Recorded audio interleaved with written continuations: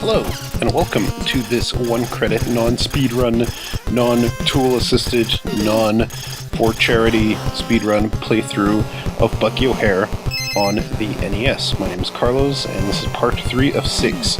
Now, as I mentioned, I'm not a speedrunner. I'm simply playing this game because it is awesome and fun, and everyone should play it. I'm trying to beat it on 1 credit. Or should I say, I tried to beat it on 1 credit. I already played through it, and I'm just commenting over it. And the next challenge is going to be beating it on 1 life. That is going to prove tough, because this is a pretty tough game for me to not die on. A real asshole move for the blocks to fall like that and then immediately reform. As I mentioned in the last clip, where I was still in the cell, I'm pretty sure I just killed myself there because, fuck it, I was pissed. And I wanted to start at this door anyway, because that's where I entered the screen. Anywho, as mentioned in the last video, the cell is a bit of an asshole level. This is the level where the game is really just trying to demoralize you. It's trying to demoralize you, as Goku on Team 4 Star would say. Here, we see Jenny. We're gonna save her, and nope.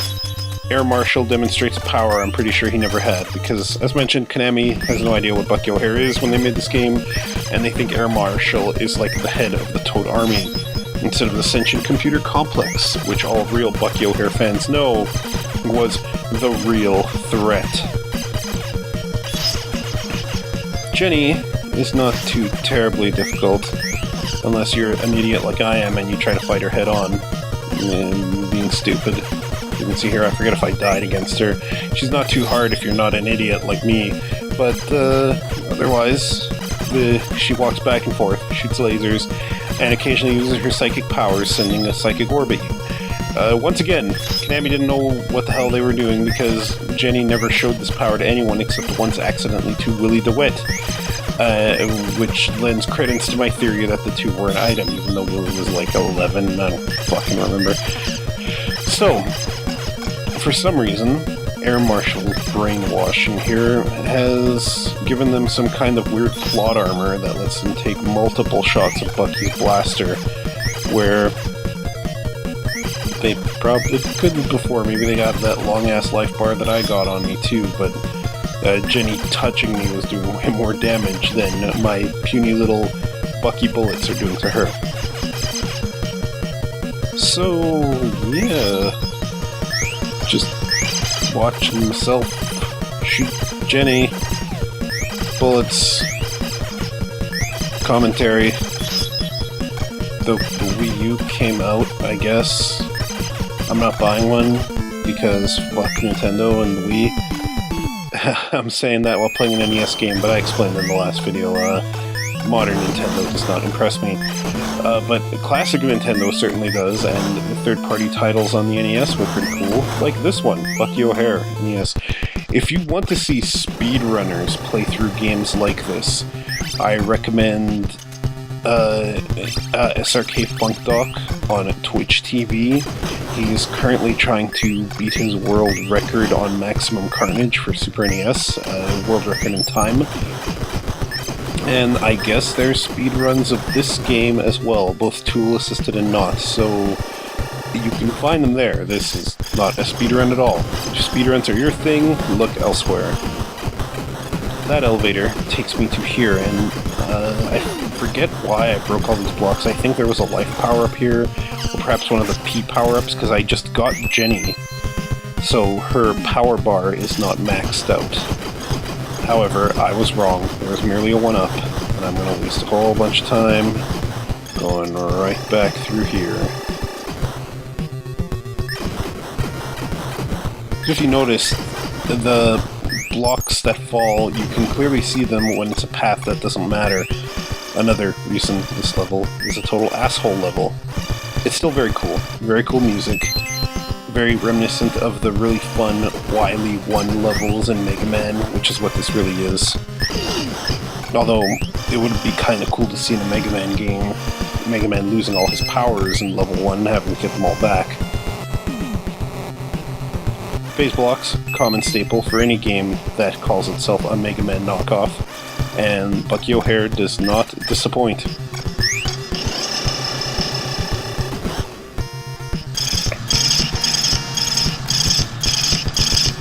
Those little lasers do a lot of damage. They will kill poor little Blinky there if I am...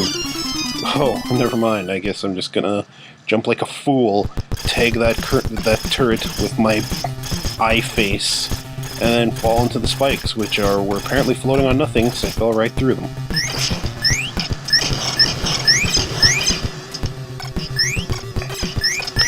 Blinky, despite the fact that he sucks, breaks through the stone blocks, so that's kind of cool. But he also has a smaller sprite. Like he's kind of like Tails in Sonic 2, where I died there again. Jesus, he's kind of like Tails in Sonic 2, where certain things that would off Sonic because they would crush him will not, or Knuckles for that matter, will not off Tails because he is a few pixels shorter. There will be a boss. I'm not sure if it's in this clip or not, where I will make use of that to cheese said boss. Asshole blocks just made me so mad I decided to off Blinky in rage. And it is in this level that I'm thankful this game throws one-ups at you, not as frequently as Mario, but certainly very frequently. I always had this idea that there should be a Mario zombie game where the idea is, since Mario is getting so many one-up mushrooms, he needs to get as many as he can and then throw the one-up mushrooms at his zombified friends to restore them. Speaking of zombies, Willie DeWitt's ugly face gets turned green when he's taken over. Little kid just getting shot by my blaster mercilessly.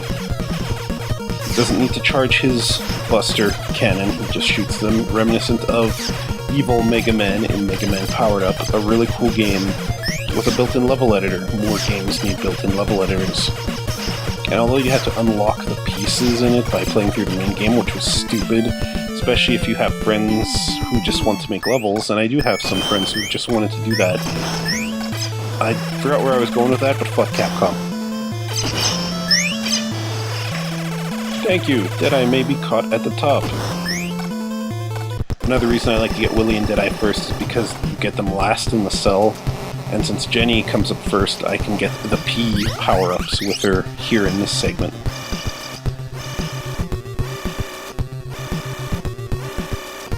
Phase blocks. To this day, I have a huge problem with Heatman's phase block pattern. The one that a lot of people, I imagine, use item 2 to get over, item 2 being the jet, I think. It starts off over a lava pit, then goes over a real pit. And the phase blocks are not in nice order like they are here, or in later Mega Mans. They appear... It's not arbitrary, but the pattern they appear, they don't follow a rhythm, a beat. So you really have to memorize them. And, you know, at the time that's okay. I'm not really a fan of memorization in games. I memorized a bunch of this game, but I don't like a challenge where you must memorize it to succeed. There's a dude who plays Mega Man games, usually without getting hit, and usually under special conditions. Jesus Christ. Like no dashing and whatnot. Hide of Beast, you can find them on YouTube, and it's literally the words Hide of Beast with no spaces. He does Mega Man playthroughs with very interesting commentary. Shoutouts to Hide of Beast, where he talks about gaming and you know, the state of whatever game he happens to be playing. Jesus, I suck so bad in this room. And one thing he said, and this was during his playthrough of Metal Shark Player's stage in Mega Man X6, which was his favorite stage of the game. The only one he says was well-designed, the most well-designed stage in that terrible, terrible game. I agree, it's a pretty well-designed stage. Except for the one dead end you can get stuck in if you don't have the right power-up, but whatever. He says, and I agree, that if you can conceivably beat something on your first try, no matter how hard or unlikely, you got a keeper for challenge. And, you know, he's right. If you can do that, that means reaction can play a role and your own skill can play a role in defeating something. When I was young, this elevator here, by the way, if you went the other path, you would just get a dead end. Or no, you would have to repeat the room, which was a real dick move. When I was young, I couldn't figure out how the hell to beat this room. I kept trying to charge up Jenny's psychic powers to hit the spikes, but I was never fast enough. Then my dad, who's not a gamer at all, he was watching me play, and he's like, why doesn't he just fucking shoot up? I'm like, you can't shoot up. And then I shot up, and I'm like, oh. And this is where I first learned Bucky O'Hare can actually shoot upwards. You can imagine that made this elevator conquerable. I wasted many a continue when I was a lad before I ever discovered that. Almost stopped my heart there. Fucking looking at how close I had on the spikes. Just time myself so that I'm in the middle of the gap. How much more do I got in this clip? Okay, we'll get past this level. All these spikes, as you can imagine, are instant death. Don't ask about the physics about how they're disappearing behind the platform, but are still reaching out and killing me before they do that. Maybe they pass through the little grating. I always thought this elevator was cool because this level sets up an expectation for elevators, that they're very fast and just a transitionary scene. And then this elevator starts going really slow, and suddenly there's a hazard in it. And not just one hazard, many, many hazards. So, you know, I always thought that was cool. A similar thing happened in Final Fantasy VI, or 3 when it was originally released here, where the game presents many armor stands to you, but never hides anything in them. Until the one in Figaro Castle, where you go to the one room in the World of Ruin after you beat the weird tentacles that are keeping the castle from getting out from underground. And there you find the MP-sucking Soul Saber from the armor stand, which normally had nothing. And, you know, that's pretty cool that this game sets an expectation where clocks have elixirs and armor stands have nothing. And then where do they hide this rare one-of-a-kind item? In there. Deadeye is pretty easy as long as you charge your buster and hit him with it. It gives you plenty of opportunities to set up a full charge. Oh wow, I was actually surprised myself at how quick this got done. I thought I was going to be talking for a little longer. Ooh, everybody's alright. Really, lad, why are you trying to shoot me? I do a terrible Deadeye impression. So I mentioned in the last video, the last part. This is a first for me. I'm just uploading a playthrough and talking over it. I don't know how interesting or entertaining this is. Maybe it's the most boring thing in the world. If you are watching and you give a shit, by all means leave a comment letting me know your thoughts, and maybe I'll reply to you. Getting close to the end of this clip here, I'll start the next level salvage shoot, and then the clip will just crap out, because I didn't transition this video properly at all. Alright, so y'all have a good evening, enjoy your Wii U's or Halo 4 or PlayStation All-Stars Battle Royale, which comes out here right away. Yeah, stay tuned for part 4.